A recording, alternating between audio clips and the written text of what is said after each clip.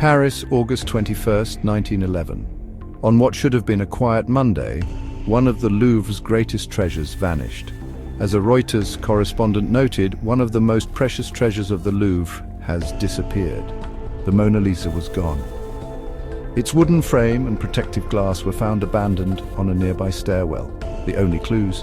Investigators later reported the glass and frame were left on a Louvre staircase, showing the painting had been carefully removed. News of the disappearance sparks immediate alarm. 60 detectives swarm the museum and dust for fingerprints. The top investigator confidently predicts a quick resolution, but days pass with no break. The staff had assumed the painting was simply being moved for photography, and only a visiting artist realized something was wrong. By Tuesday noon, the alarm is raised. Press headlines scream about the missing masterpiece. The New York Times blares 60 detectives seek stolen Mona Lisa as France reels in outrage. The investigation soon becomes a sensation. Parisian magazines wonder what audacious criminal has committed this abduction. The Louvre closes for a week while officers search every nook. Even famed poet Guillaume Apollinaire and artist Pablo Picasso are arrested and questioned on spurious links to the crime.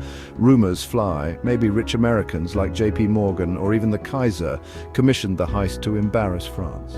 French borders and transport lines are sealed, every ship and train screened, but for more than a year leads dry up. In truth, the thief is closer than anyone guesses. An obscure former Louvre handyman, Vincenzo Peruggia, quietly returns to Italy with the painting, but until then the mystery only deepens.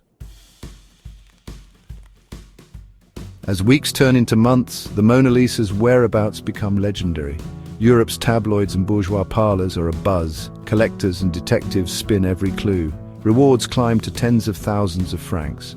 Newspapers satirize the affair.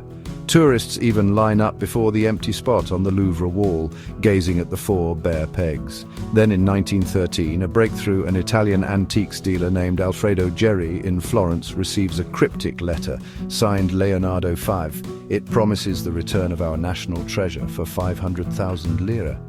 Intrigued, Geri contacts Uffizi director Giovanni Poggi. In early December 1913, Geri and Poggi scheme a sting. They feign interest in buying the painting. The next week, they meet the mysterious seller in a small Florence hotel. In the dimly lit room, Vincenzo Peruggia, a short, mustachioed Italian handyman, dramatically unwraps his package. To their astonishment, the Mona Lisa appears, unharmed and gleaming.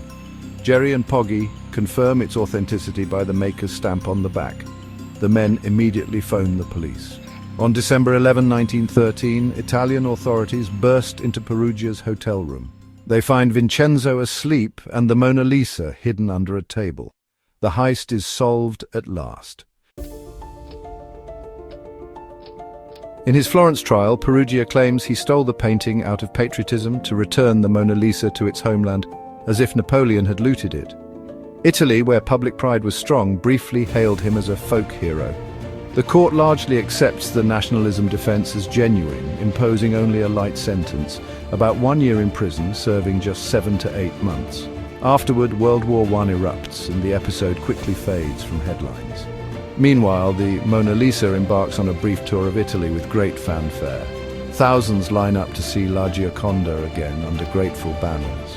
Her Italian hometown rejoices. One account describes Florentines in a riot over Mona Lisa, crowd of 30,000 when the news broke.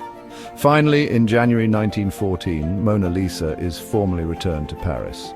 The Louvre reopens on January 4, 1914, with the painting behind the museum's walls once again. The theft had transformed the Mona Lisa. Before 1911, she was well regarded, but not world famous. Afterward, everybody wanted to see her. In the first 2 days of reopening, 120,000 visitors surged to view her smile, far more than usual. The event spawned postcards, stamps, songs and books about the Louvre's lost lady. As art historian Diane Hales observed, the Mona Lisa had left the Louvre a work of art. She returned as public property, the first mass art icon. Today, Leonardo's masterpiece hangs in a climate-controlled chamber behind bulletproof glass, still under heavy guard. It draws about 8 million visitors each year. The 1911 heist did more than embarrass a museum, it accidentally made a global legend. A thief's bold caper immortalized the enigmatic smile of the Mona Lisa, ensuring that a 500-year-old painting became one of history's most famous images. Thank you for watching, and don't forget to subscribe so you don't miss our next mystery.